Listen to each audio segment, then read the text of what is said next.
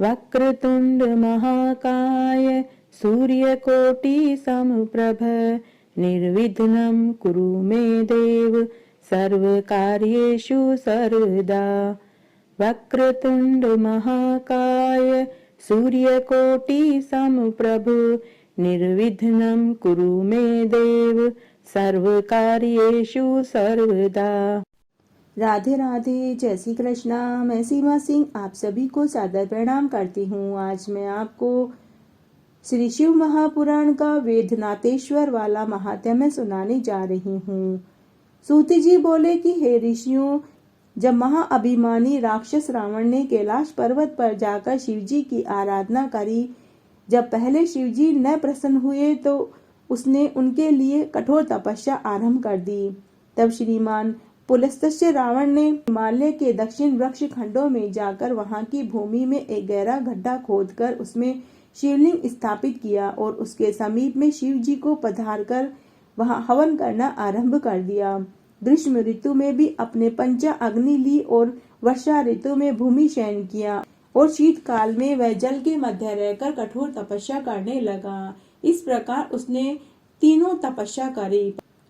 जब इस पर भी भगवान महादेव जी प्रसन्न नहीं हुए, तब दैत्यों के स्वामी महात्मा रावण ने अपने सिर को काटकर बलिदान पूर्वक शिव जी को प्रसन्न करना चाहा। जब इस प्रकार विधि पूर्वक शिव पूजन में एक एक करके उसने अपने 9 सिर काट डाले, तब एक सिर बच गया। तब शिव जी प्रसन्न हो गए और प्रकट होकर उन्होंने उसके सिर को विधिवत पूर्ण कर दिया। साथ ही उसे अतुलित बल देकर सभी मनोरथ प्रदान किए। तब शिव जी को प्रसन्न हुआ जानकर रावण ने उनसे प्रार्थना करी कि हे प्रभु, मैं आपको अपनी नगरी लंका में ले जाना चाहता हूँ। मैं आपकी शरण में हूँ, मुझ भक्त की यह प्रार्थना स्वीकार कीजिए। यह सुनकर शिव जी बहुत उद्विग्न हो गए, परंतु भक्त वत्सलता के प्रण ने उन्हें बांध रखा था। उन्होंने विचार करके कहा कि अच्छा, तुम्हारी यही इच्छा है तो तुम मेरे लिंग को परम भक्ति के साथ अपने घर ले जाओ, पर यह ध्यान रखना कि यदि तुम कहीं बीच में इसे पृथ्वी पर रख दोगे तो यह वही स्थिर हो जाएगा, आगे नहीं जा पाएगा। यह जानकर तुम्हारी जैसी इच्छा हो वैसा करो। शिव जी के यह कहने पर वह राक्षस रावण ज्योतिर्लिंग ले अपने घर चला। मार्ग में शिव जी की माया से उसे लघु शंका की इच्छा हुई, जिसके वेग को वह रोक नहीं पाया। फिर तो वहां आते हुए एक गोप को लिंग देकर वह लघु शंका करने लगा। एक मुहूर्त बीत गया। वह गोप शिवलिंग के भार से व्याकुल हो गया और उसने उसके भार से पीड़ित होकर उसे वहीं पृथ्वी पर रख दिया। फिर तो वज्रसार से उत्पन्न हुआ वह ज्योतिर्लिंग वहीं स्थित हो गया, जिसके दर्शन से मनुष्य के सभी मनोरथ पूर्ण हो जाते हैं। फिर तो वह लिंग वेदनाथेश्वर के नाम से प्रसिद्ध हो गया, जिसकी तीनों लोकों में ख्याति हुई।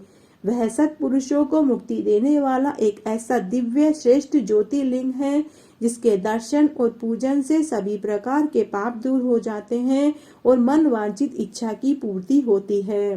तब सब लोगों के हित में वेदनाथेश्वर से वर पाकर रावण ने अपने घर जाकर यह सारा समाचार अपनी पत्नी से कहा, तो वह बड़ी प्रसन्न हुई और इसका समाचार पाकर ब्रह्मा विष्णु इंद्र आदि देवता और ऋषियों ने आकर प्रेम सहित उस लिंग की पूजा करी। देवताओं ने उस लिंग को वेदनाथ के नाम से प्रतिष्ठित किया, परंतु दुष्ट आत्मा रावण की शिवजी द्वारा इस वर प्राप्ति से देवताओं को बड़ा भय उत्पन्न हुआ और उन्होंने सोचा कि अब यह दुष्ट रावण हमारा न जाने क्या करेगा। उन्होंने नारद को बुलाकर वह समाचार पूछा और हार्दिक दुख कहा। नारद जी ने देवताओं को समझाकर कहा कि आप लोग दुख त्याग कर दें, मैं इसका कुछ उपाय करूंगा। तब देवताओं से ऐसा कहकर नारद जी रावण के पास गए। उसके तप की बड़ी प्रशंसा करी, उसके तप का संपूर्ण वृतांत पूछा। रावण ने अपने दीर्घकालीन तप की साअभिमान प्रशंसा करके उसका वर्णन किया और कहा कि अब शिव जी के वरदान से अब मुझे किसी प्रकार की कोई चिंता नहीं है, मैं अब तीनों लोकों को जीत लूंगा। तब रावण के ऐसे वचन सुनकर नारद आश्चर्य से चकित हो गए और मन ही मन हंसते हुए बोले कि हे रावण, अब तुम्हारे हित की एक बात कहता हूँ, उसी प्रकार तुम करना, अन्य प्रकार नहीं। देखो, शिव जी ने तुमसे जो कुछ भी कहा है उसे किसी प्रकार सत्य न मानना। विकारी शिव जी क्या नहीं कर सकते, देखो उनकी एक भी बात सत्य नहीं निकली। फिर तुमने ये कैसे जान लिया कि वे तुम्हारे प्रिय हैं? इस कारण अब तुम फिर उनके पास जाओ और उनका अहित कर फिर अपना कार्य सिद्ध करो। तुम वहां जाकर उनके कैलाश पर्वत को ही उखाड़ने का प्रयत्न करो। जब तुम कैलाश को उखाड़ोगे तभी तुम्हारा कार्य सफल होगा। जब तुम्हारा कार्य हो जाएगा तब फिर कैलाश को यथा स्थान पर रख देना और फिर यहाँ आकर सुख पूर्वक रहना। नारद जी की इस बात को रावण ने अपना हित समझा। रावण उसी समय कैलाश की ओर चल दिया। वहां जाकर कैलाश पर्वत को पकड़कर उखाड़ने की कोशिश करने लगा। कैलाश पर स्थित सारे पदार्थ उलट पुलट हो गए। तब कैलाश को इस प्रकार कंपायमान हुआ देखकर शिवजी ने कहा कि ये क्या हो गया है? पार्वती जी हंसकर महादेव जी से कहने लगी कि यह सुंदर शिष्य का फल है। शिष्य करने से यह अच्छा फल मिला। आपने शांत आत्मा बड़े पराक्रमी रावण को जो अतुलित बल दिया है, यह उसी का फल है। तब पार्वती जी के इस तरह आरोप लगाने पर शिव जी ने रावण के ऊपर कुदृष्टि डाली और उसे शाप दिया कि हे रावण, तेरी भुजाओं के अहंकार को मिटाने वाली महान शक्ति शीघ्र उत्पन्न होगी। फिर तो वहां जो कुछ हुआ उसे नारद जी ने सुन लिया। रावण प्रसन्न हो गया और अपने घर आ गया। शिवजी की माया से वह विमोहित हो गया। घर आकर उसने निश्चय किया कि अब शत्रुओं के गर्व को चूर्ण कर मैं शीघ्र ही सारे जगत को अपने वश में कर लूंगा। फिर तो उस महान पराक्रमी रावण को सिवा श्री रामचंद्र जी के कोई जीतने में समर्थ न हुआ। जो कोई इस वेदनाथेश्वर के महात्म्य को सुनता है उसके सभी पाप भस्म हो जाते हैं। सूत जी बोले कि हे ऋषियों, अब मैं शिव के गणेश नामक परम श्रेष्ठ ज्योतिर्लिंग को कहता हूँ, उसे ध्यान से सुनो। दारुका नाम की एक राक्षसी थी। उसने पार्वती जी से वर पाकर घमंड से भर गई। जिसके पति का नाम दारुक था और जो बड़ा ही बलवान था, वह अपने साथ अनेक राक्षसों को लिए हुए सज्जनों को कष्ट देता हुआ, लोक और यज्ञों को विध्वंस करता हुआ धर्म का नाश करने लगा। उसका वन पश्चिम के समुद्र के समीप 16 योजन की दूरी में फैला हुआ था। दारू का आनंद सहित उस वन में सबके उपकारार्थ विचरण करती रही, क्योंकि देवी ने यह वर दारुका को दिया था और वह राक्षसी अपने पति सहित उसमें फिरा करती थी। उसका पति दारुक वन में सबको भय दिखाता हुआ सबको भयभीत करने लगा। दारुक वन में सबको भय दिखलाने लगा, जिससे वहां बहुत से लोग ओर्व ऋषि की शरण में गए और राक्षसों से आतंकित वाला सारा दुख कह सुनाया। महात्मा ओर्व ऋषि बड़े ही तेजस्वी थे। उन्होंने कहा कि आप लोग कुछ भी दुख मत कीजिए, दुराचारी राक्षस स्वयं ही मरेगा। संसार के सुखदाता ओर्व मुनि ने राक्षसों को शाप दे दिया, जिससे देवताओं को बल मिल गया। वे राक्षसों से युद्ध का उद्योग करने लगे। इंद्र आदि सभी देवता रणभूमि में आए। राक्षसों में आतंक छा गया। एक तो मुनि का शाप, दूसरे देवताओं का आक्रमण। तब दारुक आदि संपूर्ण राक्षसों को बड़ा दुख प्राप्त हुआ। वे स्वयं ही महादीन हो चिंतित होने लगे। उन्हें कोई उपाय भी नहीं सूझा। तब उन्हें चिंतित देखकर दारुका ने कहा कि देवी पार्वती द्वारा मुझे इस वन में विचरने का पूरा अधिकार प्राप्त है। मैं यहाँ के वन और जल पर पूरा अधिकार रखती हूँ। तब राक्षसों को कुछ शांति प्राप्त हुई और वे हर्षित हो गए। अब उन सबने दारुका को अपनी रानी मान लिया और सबने उसे प्रणाम किया। दारुका ने कहा कि मैं इस वन को जहाँ चाहूं उठाकर ले जा सकती हूँ। राक्षसों ने जैसे भी हो उससे अपनी प्राण रक्षा की प्रार्थना करी। दारुका उस वनस्थली को उठाकर राक्षसों सहित आकाश में उड़कर समुद्र के मध्य में जा बैठी। चारों ओर से समुद्र का अघात जल और बीच में अब दारिका का वन हो गया। अब राक्षस सर्वदा ही रक्षित हो गए और समुद्र के बीच में रहने लगे। कभी कभी नौकाओं में बैठकर समुद्र के तट पर आते जाते और वहां ऋषि आदि देवताओं को पकड़कर खाने के लिए ले जाते। भवानी के वरदान से अब वे राक्षस वहां रहकर मनुष्यों को कष्ट पहुंचाने लगे। राक्षस झुंड के झुंड मनुष्यों को पकड़कर ले जाते और बंदी गृह में बंद कर देते और उन्हें महान कष्ट देते थे। उन बंदियों में सुप्रिय नाम का एक वेश्य बड़ा ही शिव भक्त था, जो सर्वदा रुद्राक्ष और भस्मी धारण किए रहता था। जब तक शिव की पूजा नहीं कर लेता वह भोजन नहीं करता था। इस कारण वह कारागार में रहकर भी शिव जी की पूजा करता रहा और वहां रहने वाले बंदियों को भी शिव पूजन सिखाता रहा। उस समय बंधन में पड़े हुए वे सभी मनुष्य अपनी कामना को पूर्ण करने वाले शिव जी का विधान और स्तुति करने लगे और सभी ओम नमः शिवाय मंत्र का जाप करने लगे।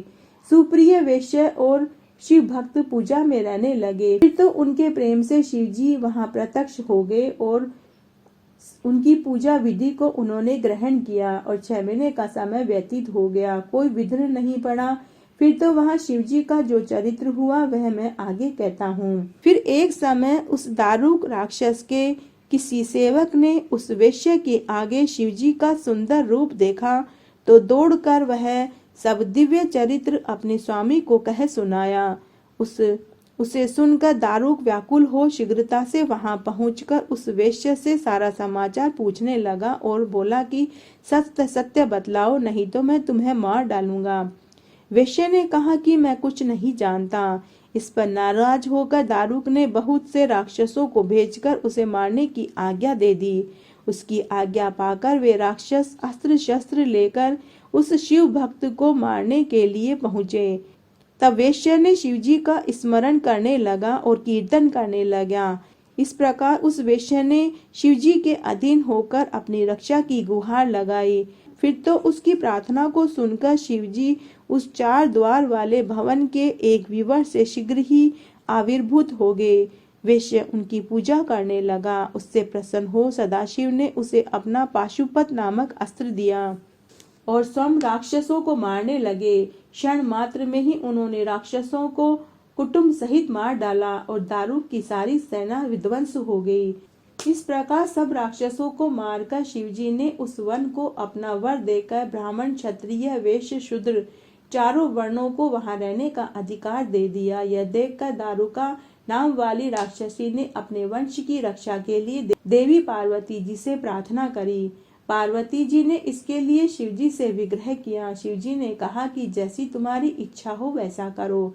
पार्वती जी प्रसन्न हो गई और फिर उन्होंने शिवजी से कहा कि इस युग के अंत में तामसी सृष्टि उत्पन्न होगी। दारुका राक्षसी मेरी शक्ति है, वह राक्षसों में वरिष्ठ होकर राज्य करेगी, राक्षसों की सृष्टि हो जाएगी। शिवजी अपनी स्त्री पार्वती जी की ऐसी बात सुनकर प्रसन्न हो गए और कुछ नहीं बोले, किंतु उन्होंने कहा कि मैं भी अपने भक्तों की रक्षा के लिए इस वन में ही निवास करूंगा। जो मनुष्य अपने वर्ण धर्म का पालन करते हुए इस वन में मेरा दर्शन करेंगे वे चक्रवर्ती राजा बनेंगे। कलयुग की समाप्ति पर तथा सतयुग में वीरसेन नामक एक प्रसिद्ध राजा होगा जो मेरा दर्शन करके चक्रवर्ती सम्राट बनेगा। इस प्रकार शिव पार्वती परस्पर हास्यमय वार्तालाप करते हुए वहां स्थित हो गए और उनके ज्योतिर्लिंग स्वरूप का नाम नागेश्वर नाम से विख्यात हुआ। पार्वती जी वहां नागेश्वरी नाम से प्रसिद्ध हुई। इसके पश्चात निषद देश में जो शिवजी की भक्ति करने वाला महासेन नाम का एक राजा था, उसको वीरसेन नामक पुत्र की प्राप्ति हुई। उस क्षत्रिय कुलभूषण ने 12 वर्ष तक पार्थिव शिव की पूजा करके कठोर तपस्या करी।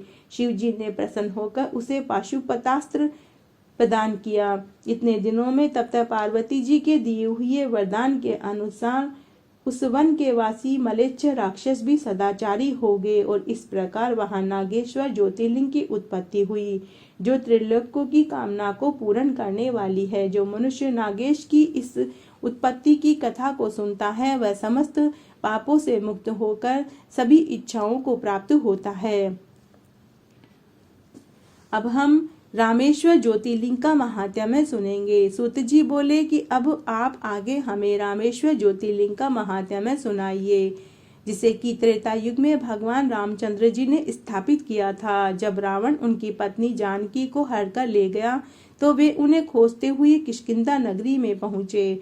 सुग्रीव से मिले, बाली का वध करके सीता की खोज करने लगे। तब पहले सुग्रीव और हनुमान आदि वानरों तथा भाई लक्ष्मण के साथ बैठकर उन्होंने विचार किया, फिर जानकी को खोजने के लिए उन्होंने हनुमान आदि वानरों को चारों ओर भेज दिया। उसके पश्चात कपिश्रेष्ठ हनुमान जी के प्रयत्न से लंका में जानकी का पता लग गया। श्री रामचंद्र जी के पास लौटे तो श्री राम जी 18 पद्म वानरों को साथ लेकर दक्षिण में खारे समुद्र के किनारे पहुंचे। वहां जाकर शिव भक्त रामचंद्र समुद्र के तट पर बैठकर उसे पार करने की विचार करने लगे। वो जानकी कैसे प्राप्त होगी इसकी भी उन्हें चिंता सताने लगी। तब उनके भाई लक्ष्मण ने रामचंद्र भगवान से कहा कि आप शोक मग्न मत होइए, जानकी के मिलने का उन्हें आश्वासन दिया। तब रामचंद्र जी कुछ शांत हुए, किंतु उसी समय जो उन्हें प्यास लगी तो उन्होंने अपने भाई लक्ष्मण से जल मांगा। लक्ष्मण ने वानरों से जल लाने की आज्ञा दी। वानर जल लेने के लिए दौड़े, कहीं दूर से जाकर वे जल लेकर आए। तब रामचंद्र जी ने जो ही जल पीना चाहा तो ही शिव जी का स्मरण हो आया और उन्होंने कहा कि अभी तक मैंने शिव जी की पूजा नहीं करी है, फिर जल कैसे ग्रहण करूं। ऐसा कहकर रामचंद्र जी ने जल लिया और पार्थिव बनाकर षोडशोपचार से शिव जी का पूजन किया। उन्होंने प्रणाम पूर्वक स्रोतों से शिव जी की स्तुति करी और आनंद पूर्वक शिव जी से प्रार्थना करने लगे। रामचंद्र जी बोले कि हे स्वामी, हे शंभो, हे महादेव, हे भक्त वत्सल, मैं दीन वाला भक्त आपकी शरण में आया हूँ, मेरी रक्षा कीजिए। हे भवसागर से तारने वाले, इस समुद्र का जल बड़ा अगाध है, बलवान पराक्रमी रावण बड़ा ही प्रबल है। इधर मेरे पास युद्ध का कुछ भी साधन नहीं है, केवल चंचल वानरों की सेना है। तब मेरा कार्य कैसे सिद्ध होगा। हे सुव्रत, हे देव, इस युद्ध में आप मेरी मदद कीजिए। आपकी सहायता के बिना यह कार्य करना बड़ा ही दुर्लभ है, क्योंकि त्रिलोक्य विजय रावण आप ही के वरदान से अभिमानी और दुर्जय हो गया है। हे सदाशिव, मैं आपका सेवक हूँ, आपके अधीन हूँ, इसलिए आप मेरा पक्ष लीजिए। हे शंकर, आपकी सदा ही जय हो, जय हो। जब प्रार्थना करके रामचंद्र जी ने बार बार उच्च स्वर में ऐसा कहा तथा नृत्य कर गलनाद अर्थात मुंह से अगड़म बम बम शब्द किया तो शंकर देव शीघ्र ही प्रसन्न हो गए और अपने अंगों सहित ज्योति स्वरूप महेश्वर शीघ्र ही वहां उपस्थित हो गए और बोले कि हे रामचंद्र, तुम्हारा कल्याण हो, तुम वर मांगो। शिव जी का दर्शन करके वहां स्थित सभी लोग पवित्र हो गए और रामचंद्र जी ने बड़े प्रेम से प्रकट हुए शिव जी का सप्रेम पूजन किया। फिर कहा कि हे स्वामी, यदि आप मुझ पर प्रसन्न हैं और संसार को पवित्र करने वाले दूसरों का उपकार करने के लिए आप यहाँ निवास कीजिए। शिव जी ने कहा कि तथास्तु और ऐसा कहकर रामेश्वर नाम से वहां स्थिति की और अपना लिंग रूप रामेश्वर नाम से पृथ्वी में प्रसिद्ध हुआ। फिर तो रामचंद्र जी ने शिव जी के प्रताप और बल से समुद्र को पार करके शीघ्र ही रावण और राक्षसों को मारकर सीता को प्राप्त किया। इस प्रकार पृथ्वी पर रामेश्वर की बड़ी महिमा है। वे शिव जी अपने भक्तों को सदैव मुक्ति और भुक्ति को देने वाले हैं। जो मनुष्य इस रामचंद्र शिवलिंग पर दिव्य जल चढ़ाते हैं वह जीवन मुक्त हो जाते हैं और अंत में मोक्ष को पाते हैं। जो इस महात्म्य को सुनता है वह सभी पापों से छूटकर स्वर्ग का अधिकारी होता है। इस प्रकार आज मैंने आपको यह महात्म्य सुनाया। मेरे साथ बने रहने के लिए आपका धन्यवाद। आगे के महात्म्य के लिए भी आप इसी तरह मेरे साथ बने रहें। धन्यवाद।